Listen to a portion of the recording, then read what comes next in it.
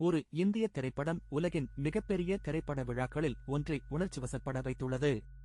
இயக்குனர் நீரஜ் கெய்வானின் ஹோம்பவுண்ட் திரைப்படம் 2026 கேன்ஸ் திரைப்பட விழாவில் பார்வையாளர்களின் எழுந்து நின்றபடியான மாபெரும் பாராட்டினை பெற்றது.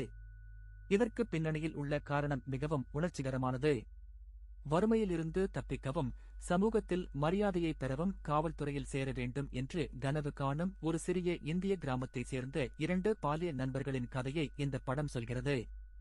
ஆனால் அவர்களைச் சுற்றி அழுத்தம், விரக்தி மற்றும் ஏற்றத்தாழ்வு அதிகரிக்கும் போது அவர்களின் நட்பு மெதுவாக உடையத் தொடங்குகிறது. இந்த யதார்த்தமான உணர்ச்சிகரமான கதைக்களம் கேன்ஸ் விழாவில் இருந்த பார்வையாளர்களை பிரமிக்க வைத்ததாக கூறப்படுகிறது.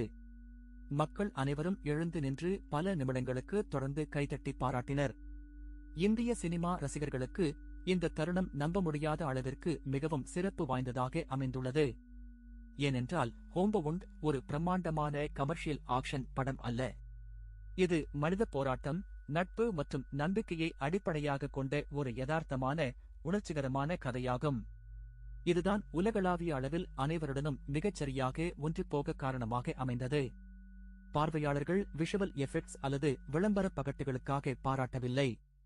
அவர்கள் அதிலிருந்து உணர்வுகளுக்கே எதிர்வினையாற்றினர். சுதந்திரமான இந்திய சினிமாவிற்கு இது ஒரு மாபெரும் வெற்றி என்று சமூக வலைத்தளங்களில் இப்போது பேசப்பட்டு வருகிறது. ஏனெனில் இந்திய யதார்த்தத்தில் வேரூன்றிய கதைகள் இப்போது உலகம் முழுவதும் உள்ள பார்வையாளர்களை நெகிழச் செய்கின்றன.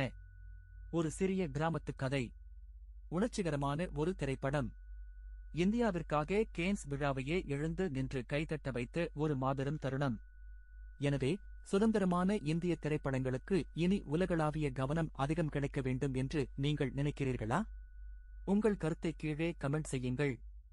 மேலும் அப்டேட்டுகளுக்கு ஃபாலோ செய்யுங்கள்.